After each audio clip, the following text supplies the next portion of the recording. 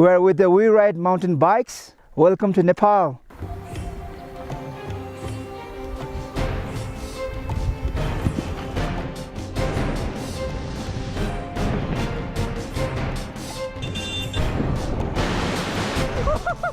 Hope you enjoy this edit I've put together from the We Ride mountain bikes Nepal Annapurna Circuit trip. Our trip starts here in Kathmandu. Meeting up with Ram, our Annapurna tour guide from Epic Shangri-La Adventures, took us for a quick local tour of Kathmandu. Having a population of roughly 4 million people, Kathmandu is a stark contrast to where we would be heading. Having arrived a few days early, we met up with Jenny from Himalayan Single Track, a local bike shop and tour company. Jenny was gracious enough to take us on a ride the next morning. Starting from her shop, she took us through city streets consisting of busy, peak hour traffic main roads to back alleys so tight we could barely fit our bars through. We made our way past the city, winding up at a local tea house on top of a hill looking over rice fields. We had the opportunity to help out some of the riders that Jenny sponsors through her shop. Being a qualified PMBI mountain bike instructor, we did a morning of skills coaching, covering things like basic body position, cornering, and dropping technique. It was great to see these girls get so much out of it, and as bonus, they took us for a ride, showing us more of what Nepal had to offer, from the city streets out into the countryside. We also organised an enduro shuttle day through Jenny's bike shop, Himalayan Single Track, with her business partner Santosh. Santosh took us out on some trails that the Nepalese army had built to train on. These trails were very varied, going from wet jungle with blue groove mud, very slippery, to loamy loose dirt in a pine forest. Both me and one of the other guys found out how slippery these trails were, with both having pretty decent crashes. Here's Santosh, being as much of a character as he is a great rider. Our tour kicked off with a dinner. This was a chance to introduce ourselves, and Ram would go over the trip's itinerary. First day of our tour started off with a cultural sightseeing experience, visiting World Heritage listed Buddhist and Hindu temples.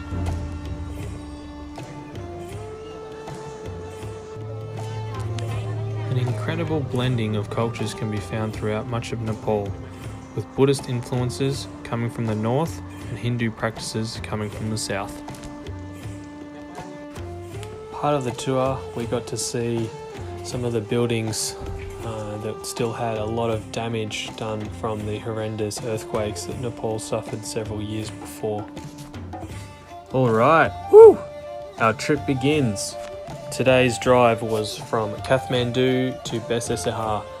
This drive was a mission in itself, going from tight mountain roads all the way into some of the most horrendous roads, damaged by 3 months of monsoon. Here we are in Besesehar, taking a walk through the streets and enjoying the sunset.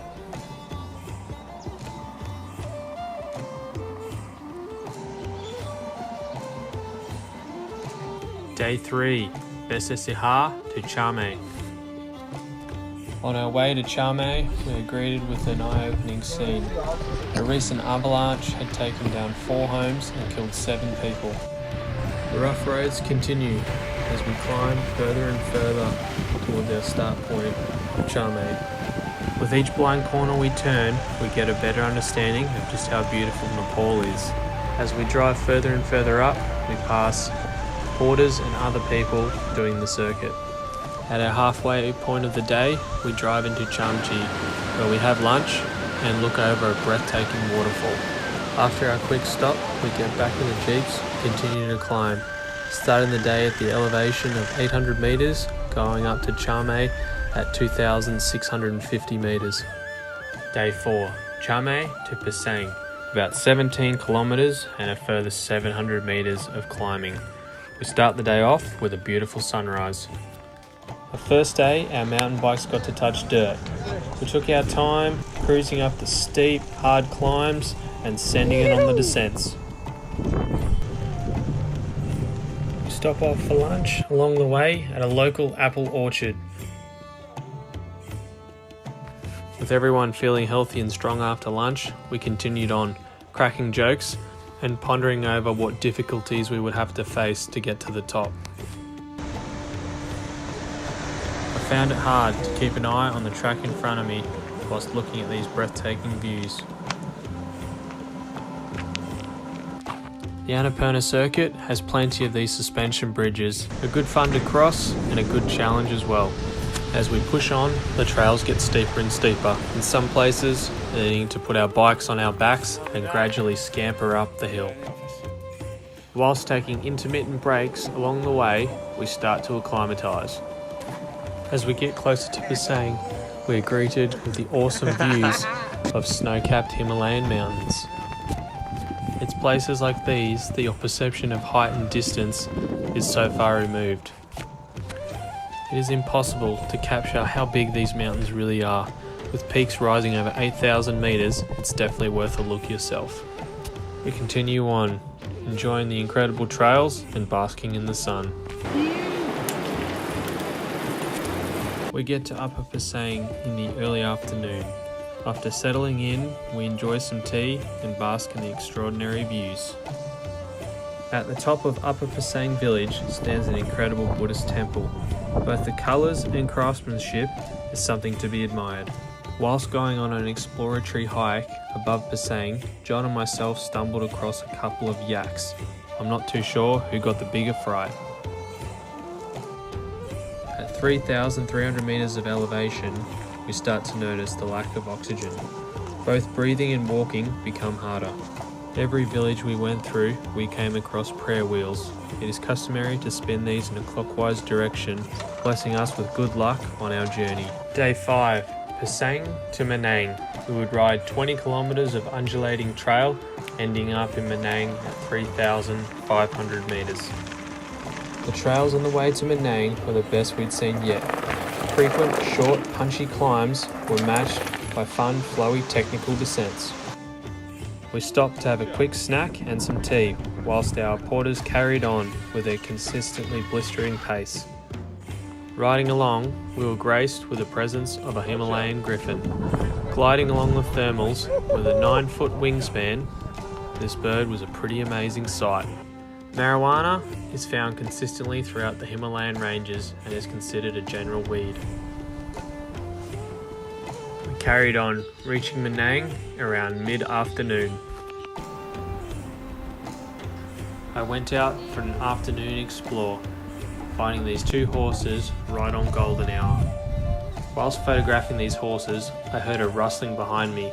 Having just walked through a field filled with several bulls, I was pleasantly surprised that it was just a small, playful puppy.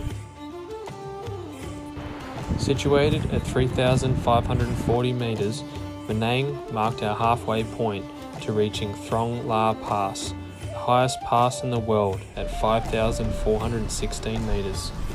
It was here we had a rest day, giving ourselves time to acclimatise. With several members in our group starting to suffer from altitude sickness, we ended up spending 2 days here. Manang is a great place to have a rest day, with lots of day walks and picturesque views to occupy your time. A few of us decided to do one of these hikes, up to a sacred cave situated roughly 600 metres above Manang. This was an incredibly steep hike and gave us a true taste of what exercise at altitude would be like. I was amazed. Whilst I struggled to breathe and put one foot in front of the other, Ram jogged past me, chatting to his mum on his phone. Nepalese are truly amazing people. John and myself had set the goal of getting to the snow line, which we did at 4,100 metres.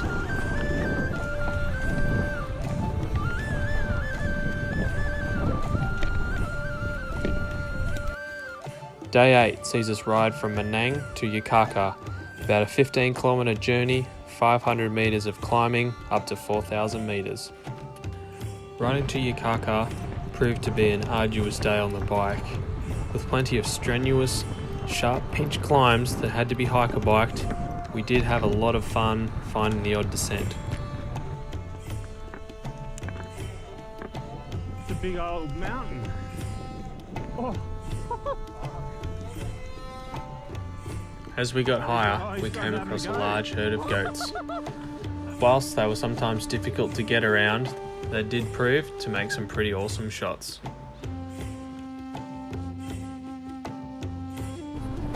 Making it easier was the crisp mountain air, wildlife and picturesque views.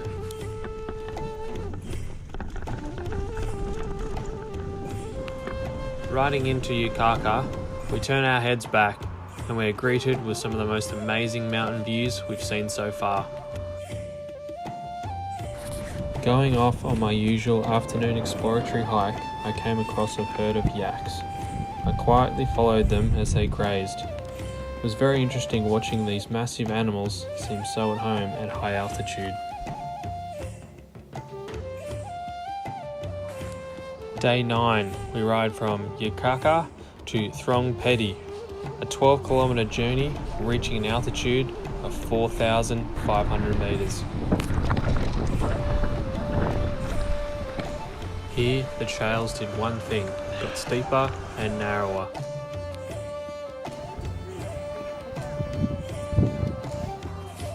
We decided to continue on, going from Thorong up to High Camp. This would prove to be the most arduous and mentally challenging part of the whole trip. Situated only 1 kilometre away, but with an elevation rise of 400 vertical metres, it would take us 2.5 hours having to hike a bike the whole thing.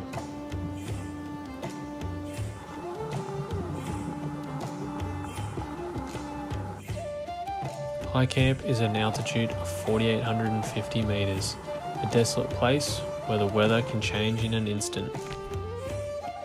Day 10, Thorong High Camp to Kagbeni, 2,800 metres of descending. We awoke to a 3 AM start. After putting on every piece of clothing I had, we commenced our 3-hour hike to the top of the pass in the pitch black. At just before 7 AM, we crested the pass. With the hot tea in hand, we tried our best to thaw our frozen fingers out. It's an incredible feeling reaching the top. At 5,500 metres, it is double the height of Australia's tallest mountain. High fives were had all round as we shivered and congratulated one another. We took 20 minutes or so to take our triumphant selfies and started to get organised to bomb down the other side. How cold do you think it was up there? Yep, that cold, minus 17 degrees. Alright, the moment we trekked all the way here for, 2,800 metres of descending in one day on one trail. Once over the pass, the trail descends rapidly, varying from skating across fist-sized rocks and through patches of snow to dry, dusty, blown-out double track. We stopped regularly on the way down, letting our brakes cool and our fingers rest.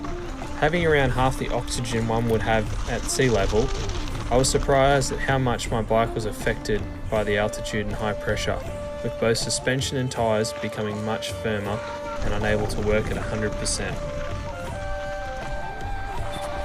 Something worth noting, and something I had in the back of my head, crashing in a place like this at an altitude of over 5,000 metres would be seriously costly, with a helivac being your only chance of rescue, and at a cost of around 15,000 US, coming off just wasn't an option. Although, Paul tried his hardest.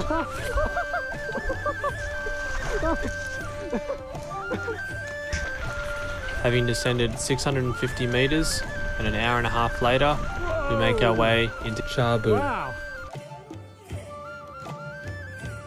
Leaving Chabu, we encountered the best trails we'd seen yet. 4 kilometres of fast, rocky single track laid ahead of us. We raced each other down, jumping over rocks and drifting from one corner to the next. You couldn't wipe the smiles from our faces as we raced each other down to the valley floor. We reach Makhtanath, our halfway point of the day, and at an elevation of 4,300 metres.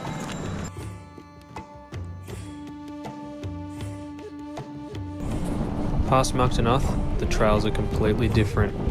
Steep technical trails were replaced with fast, open, flowy double track. I turned my head and looked back up the mountains to where we had started our day. I can't believe the stark contrast between one side of the Himalayas and the other. From starting the circuit in lush, temperate forests to now being in an alpine desert.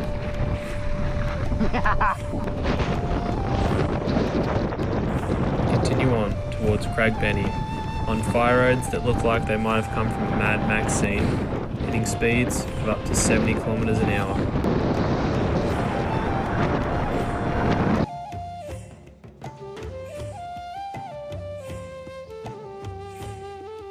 Day 11, Kagbeni to Tatopani, our biggest day in terms of distance, with over 65 kilometers of riding. The day starts out following a dried lake bed. After several kilometers down the valley, we find ourselves in the foothills surrounded by fertile woodlands. Many kilometers of some of the roughest double track we'd ever seen lay ahead. We descended down, riding over every terrain imaginable, from flat out, rough as guts double track into muddy bog holes, just waiting to grab an unsuspecting rider's front wheel.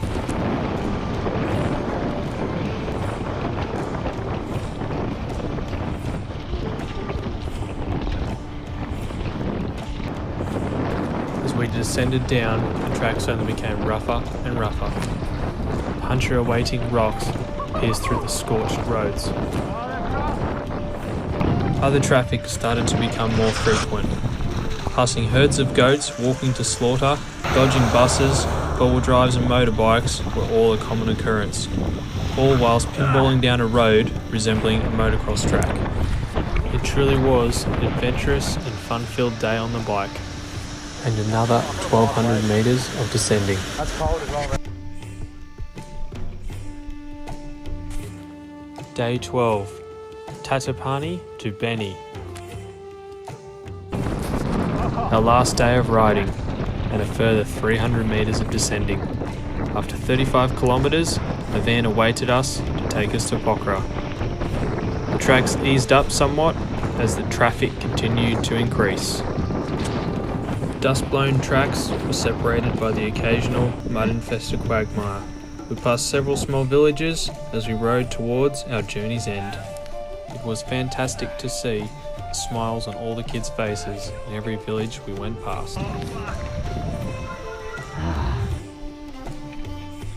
Vehicles bogged axle deep, as well as cars broken down, were a common occurrence on this treacherous road.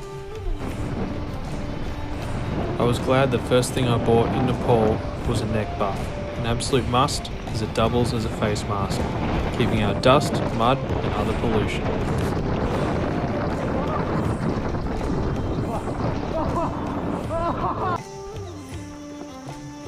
Namaste. As our circuit journey comes to a close, I look back and reflect at what an incredible adventure it was. Starting in the hustle and bustle of Kathmandu, making our way up into the breathtaking Himalayas, and then finally going over Thorong, the world's highest pass. The Annapurna Circuit truly is one of the world's greatest treks. A big shout out to the guys that made it an unforgettable trip. A big thanks to Ram from Epic Shangri-La Adventures for putting on an incredible tour, and I can highly recommend it. Last but not least, a massive thanks to our Sherpas that made the journey much more bearable. A special mention to Himalayan Single Track and MacPack. This trip was brought to you by We Ride Mountain Bikes. Will we see you on the next one?